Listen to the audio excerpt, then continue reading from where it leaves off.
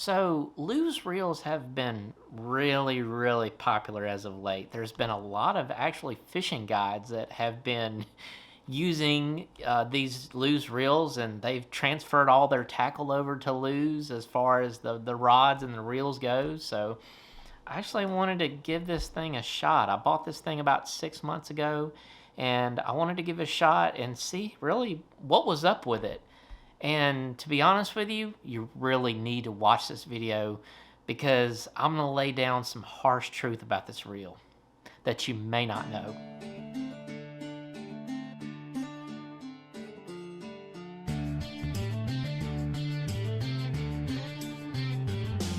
Hey guys, Bigbirdfishin here, and welcome to my channel where I do product reviews, fishing tips and tricks, and also fishing videos. So if you don't know already, I'm a big-time kayak fisherman. Love to kayak fish. Don't love to boat fish as much as I do kayak. It's just, you're down there, you're close to the fish, it's close quarters, the action's amazing, right? So I'm really rough on equipment. Really rough. Like, I don't want to even take this Canon M50 out there.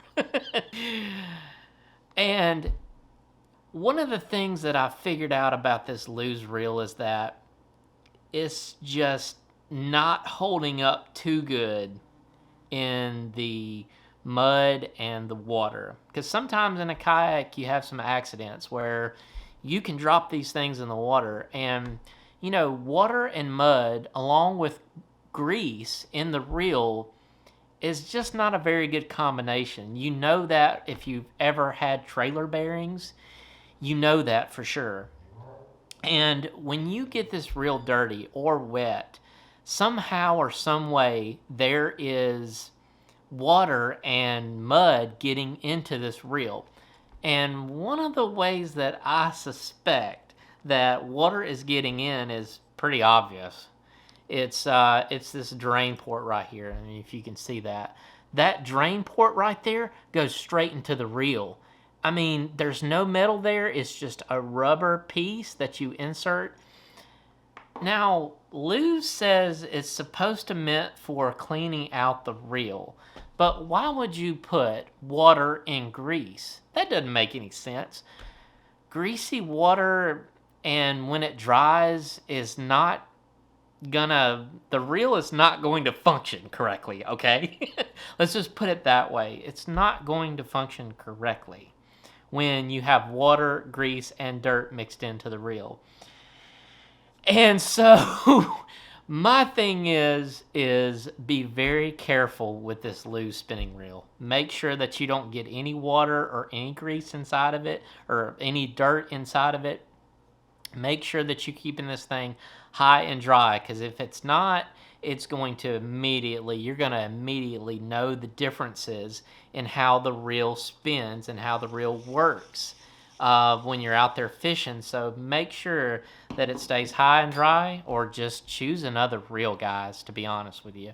One of the things, though, that I do like about this reel, and that you may not see and you may not realize until you really get a close-up of it, is the bail. As you can see, let's try to focus on this bail. Come on, camera, you can do it.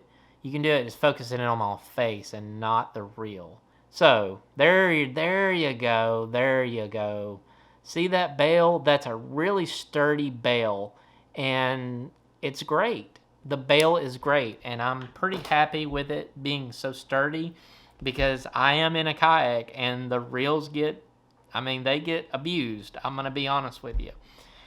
And so that's a great thing that Lews has incorporated into this spinning reel, is the thickness of the bail. Another thing that I really like about this reel is it is lightweight. It's a lightweight, it's spinning reel, and it's designed for saltwater. So it still clogs up, though.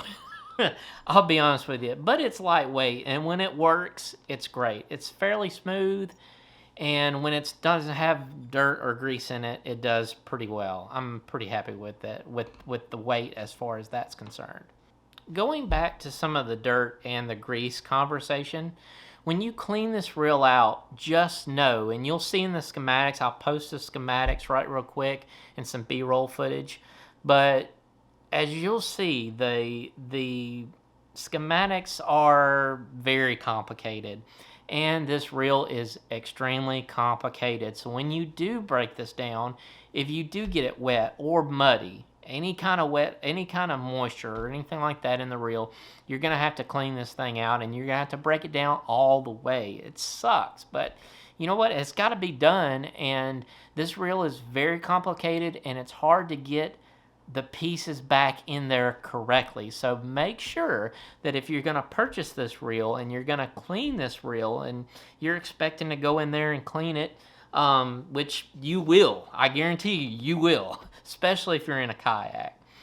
But when you do, make sure that you have the schematic handy, because I'll be honest with you guys, it's really tough to put back together and to get the reel working correctly again, and to make sure that you have all the grease that you had in there in the correct amount when you do put it back together. So just a word of caution on this Lews spinning reels. I'm not saying, guys, don't buy this reel. I'm not saying that. I'm saying this is a decent reel, but you gotta know some of the key things about it that I've had for 6 months, and that I've been knowing for 6 months about this reel that you may not know from the box, or that people may not tell you, because to be honest with you, this thing is really highly praised. It's really highly praised, and to be honest with you, I'm like, man, I'm like, this thing really, compared to the Quantum Cabo 40, this thing doesn't cut it. I'll be honest with you guys. If I had to buy another reel, I'd get a Quantum Cabo 40 PT saltwater spinning reel.